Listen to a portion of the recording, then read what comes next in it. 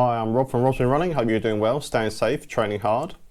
We are back with another shoe review today, and it's one that I've been looking forward to, but I'm also very nervous about because I love the previous version of this shoe. When a shoe manufacturer brings out an update to already a very good shoe, it worries me because updates are not always beneficial. So today we are reviewing the Saucony Xodus Ultra 2. The Xodus Ultra 1 was an excellent shoe. I've personally gone through 3 pairs of those myself, and they've seen me through many ultra marathons and long training miles. The first Xodus Ultra was a huge update on the previous Xodus model, the Xodus 11, which is a very good shoe as well, and I run a lot in that shoe. Yeah, its only issue with it really was it was a little bit heavy. So Saucony fixed that with the Xodus Ultra and arguably delivered the trail shoe of the year for 2022. So how could Saucony improve on a shoe that was already outstanding? Or were they about to destroy an already near product? We're about to find out. Okay, let's go through a few facts and figures for this Saucony Xodus Ultra 2. The shoes weigh in at 272 grams in the UK 9. There's a 6mm heel offset, that's 32.5mm on the heel, 26.5mm on the toe. The price, these shoes come in at £150 on the Saucony website. That's a £5 increase on the previous model, but not too bad in today's market. And the shoes come in 4 colorways for both men and women. So let's go through the outsole. There are no changes to this outsole. You still get the same 3-piece Power Track rubber, which seems to give you great grip on most surfaces. So that's what I've found. There's still a 4.5mm lug, and it's multi-directional, so you get great grip whether you're ascending or descending on the trails. All the same, all very good. The midsole is also unchanged. You still get that Power Run PB midsole with the Power Run frame, which makes up the comfort of this shoe and the balance, and etc. There's still a nylon rock plate worked into the bottom of that. It's the same nylon rock plate, I believe, and it works very, very well. You can see that in the grooves there, the nylon rock plate sticking through. Works really, really well underfoot, just to help keep out some of those sharp stones and rocks when you're running on technical trails. And then coming on to the upper, so there has been a few changes, but not many. They're using a similar breathable mesh for the upper. It's very durable, as was the previous one.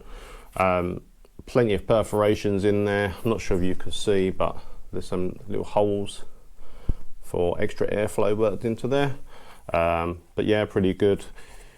You've got plenty of overlays in the shoe, so a substantial toe bumper there, overlays with showing the Saucony sign there, and some structure around the heel with overlays as well. Plenty of structure in the shoe, that's good. The the toe box is still of average width, but there's plenty of wriggle room in there, so for longer days when your feet swell up, so that's all good as well. The shoe is true to size, from my understanding. It fits the same size fits my shoe as the other one did, so it's maintained that, which is great. The lacing system, you've got these loops on here just to help with additional lockdown. The laces themselves are traditional laces, but they do grip quite well. So I've not found myself having to retighten these laces when I've been out and about. So that's all absolutely fine. You get a good lockdown. You've still got this debris shield here, this bit of fabric which goes just over the tongue, and that just helps to keep out debris when you're on the trails. Seems to work well. Worked well in the last shoe. Last version of this shoe works well in this one.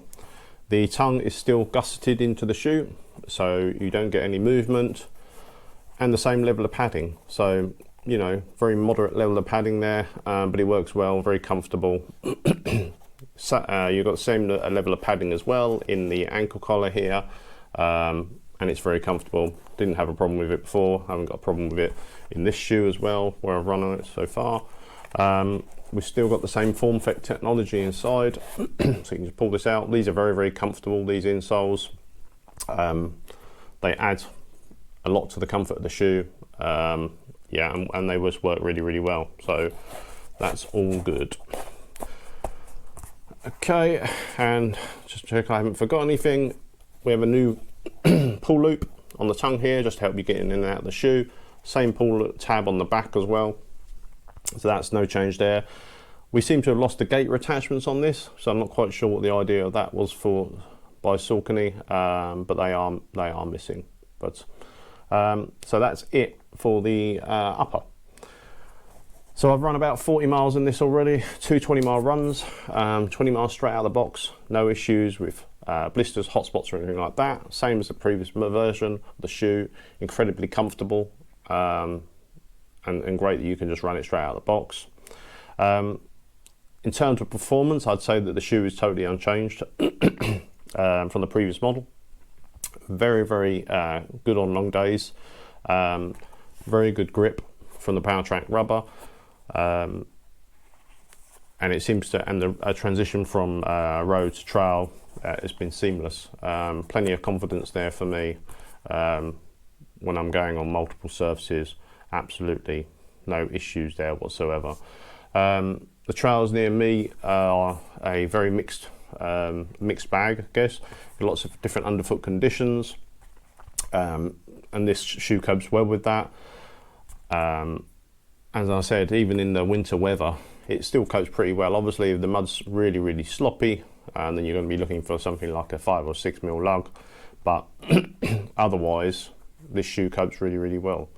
So I'm expecting this one to do the same this winter as well, basically. So my only takeaway from the previous model of this shoe was that I thought the rubber on these wore away prematurely. So, and by that I mean after about 300 miles, you'd start seeing wear on the wear points. Basically, you would start seeing that rubber disappear a bit too quickly, and that's probably because the rubber's soft in order for grip. I saw other people had experienced this issue as well, but then equally I saw a lot of other people who didn't experience that problem. And I think it comes down to the type of terrain you run on and your running form. So for me, I try to run on my mid-foot, forefoot striking, which works well to begin with. And then as I get tired, I start striking on the heel. That definitely plays a factor. I think if you strike on the heel too much, that burns this heel rubber off pretty quickly. I said after around about 300 miles. Also, I think the types of terrain. So the gravel, I found that the gravelly surfaces, where you get those small sharp stones that you get sometimes you get on groomed trails, I think they can eat into rubber quite quickly. And I've seen that with other shoes as well, with that gravelly surface, that they can really destroy the rubber on the shoes. The only rubber I've seen hold up to that type of terrain or underfoot conditions is Vibram Mega Grip, which seems to do a good job of that. So we'll see. Something to keep an eye out on this updated version, and we'll report back if that's the case, I think, as well. But otherwise, I think the shoe is much as before. Really good shoe. Excellent for long distances, long days out on the trails. I know I'm going to be using this on my next Ultra, the Lap, which is in 2 weeks' time. And there'll be more on that shortly as well. But yeah, it's another excellent shoe by Saucony, so well done. If you want to know more about these shoes, there is a link in the description below. Check them out if you want to purchase a pair for yourself. But otherwise, that's it. So quite a short, sharp review. That's because it's basically an unchanged shoe from before, apart from a few add-ons here and there, and the loss of the gaiter attachments, which is a bit strange. But I don't use gaiters, so it doesn't affect me. Still interesting to know if you guys have run with these shoes with gaiters on the previous model. You could let me know in the comments below whether losing that gaiter attachment is an issue for you or not. Maybe it is, maybe it isn't, I don't know. But yeah, otherwise an excellent shoe. Congratulations, Saucony. And I will be running in several pairs of these, I should imagine, over the next 12 months.